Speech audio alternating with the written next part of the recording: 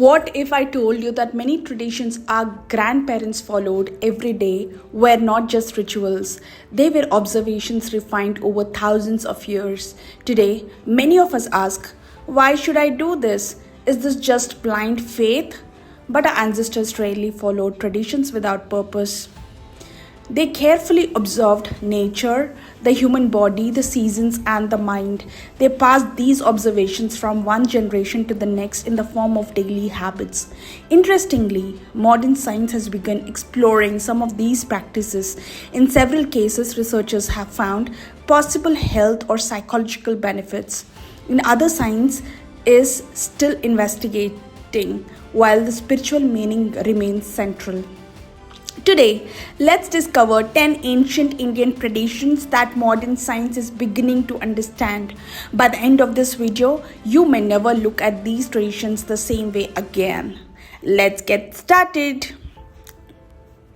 The first one, waking up during Brahma Muhurta. Our ancestors encouraged waking up about 90 minutes before the sunrise. This sacred period is called Brahma Muhurta. Spiritually, it is believed to be the best time for prayer, meditation, and learning because the mind is naturally calm.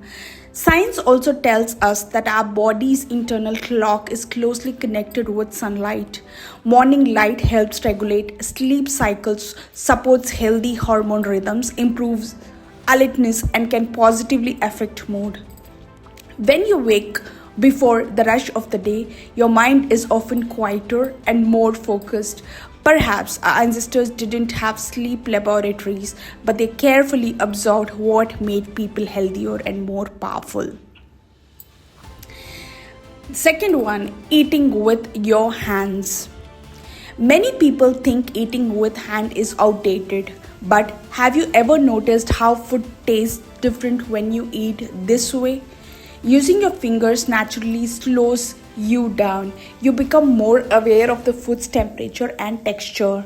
This encourages mindful eating, which may have prevent overeating. Some researchers suggest mindful eating can improve digestion and satisfaction with meals. Spiritually, touching food reminds us to receive it with gratitude rather than rushing through a meal. Food becomes prasadam, a blessing, not just fuel. The third one, lighting a lamp every morning and evening. Why did every Indian home light a lamp? Spiritually, the flame symbolizes removing darkness of ignorance and welcoming wisdom. Even today, simple sitting quietly and watching a steady flame can encourage calmness and focused attention. Modern psychology recognizes that small daily ritual can reduce stress, provide emotional stability, and help people transition between different parts of the day, whether one views it spiritually or psychologically. Beginning the day with a peaceful ritual can influence the rest of it. The fourth one, walking barefoot inside temples. Many wonder why footwear is removed before entering a temple. Part of the reason is respect and cleanliness.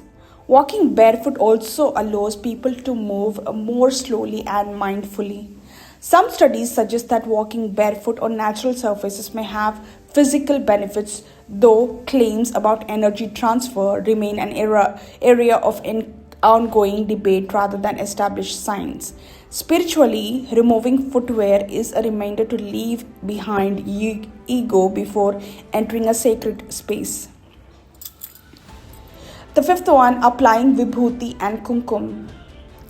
Many devotees apply vibhuti or kumkum to their forehead every day. Spiritually, the forehead represents awareness. Vibhuti reminds us that everything material is temporary. Kumkum symbolizes auspiciousness and devotion. Scientifically, the forehead is rich in nerve endings, and gently touching this area can encourage a moment of pause and mindfulness. While traditional claims about specific psychological effects are not fully established in modern science, the daily act itself can strengthen spiritual focus and attention. Also, we have Agna chakra in our forehead, and touching that just activates that and keeps you peaceful and you are active the whole day. Sixth one, fasting. Ekadashi, Pradosham, Navratri, and so on. Our ancestors observed many fasts. Today, intermittent fasting has become a popular trend worldwide. Research suggests that for many healthy adults, appropriately planned fasting may support metabolic health and improve insulin sensitivity. However, fasting is not suitable for everyone and should be adapted for individual health needs. Spiritually, fasting is never just about avoiding food. It teaches us discipline. It reminds us that we can control our desires instead of allowing them to control us. The greatest hunger to conquer is often not physical, it is the hunger of mind. The seventh one, sitting on the floor to eat. Traditional families often sat cross-legged while eating. This posture naturally encourages slower eating. Standing up and sitting down repeatedly also gently engages muscle and joints. Most importantly, families gathered together without distractions. Meals become conversations, not television, not mobile phones. Perhaps the greatest benefit wasn't physical, it was emotional connection. Touching the feet of elders. Many children today ask, why should I touch someone's feet? The deeper meaning is humility. When we bow before those who have given us life, guidance, and wisdom, we train the mind to respect experience. Psychologists have long recognized that gratitude and humility are associated with stronger relationships and greater emotional well being. The gesture is less about the physical act and more about the attitude behind it. The ninth one, temple bells. Why ring a bell before entering the sanctum? Spiritually, it announces your presence before the divine and helps focus the mind. The clear sound also interrupts wandering thoughts, bringing your attention into the present moment. Whether viewed as a sacred symbol or a mindfulness cue, the bell reminds us to leave distractions outside. The last one, Namaste or Vanakkam. Joining both palms, looking into another person's eyes, greeting them with respect. Namaste or Vanakkam means I bow to the divine within you. It requires no physical contact. It promotes respect rather than superiority. Even during times when reducing physical contact became important, many people around the world appreciated this greeting. Sometimes the simplest traditions carry the deepest wisdom. I just want to conclude saying our ancestors may not have used words like neuroscience, cardiac rhythm,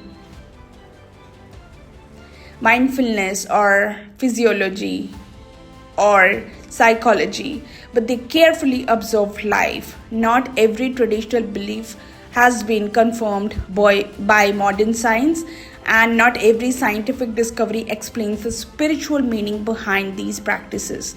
But together, they remind us of something important. Tradition and science do not always have to be enemies. Sometimes they are two different paths leading us towards the same truth. The next time someone says these are just old customs, remember this. Many traditions survived for thousands of years because they carried meaning, discipline, and wisdom that generations found valuable. Our responsibility is not to follow blindly, not to reject blindly. It is to understand deeply.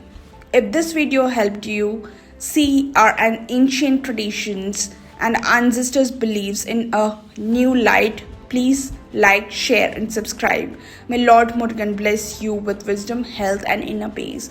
Vel Vel Vetrivel Muruganikaru Hara.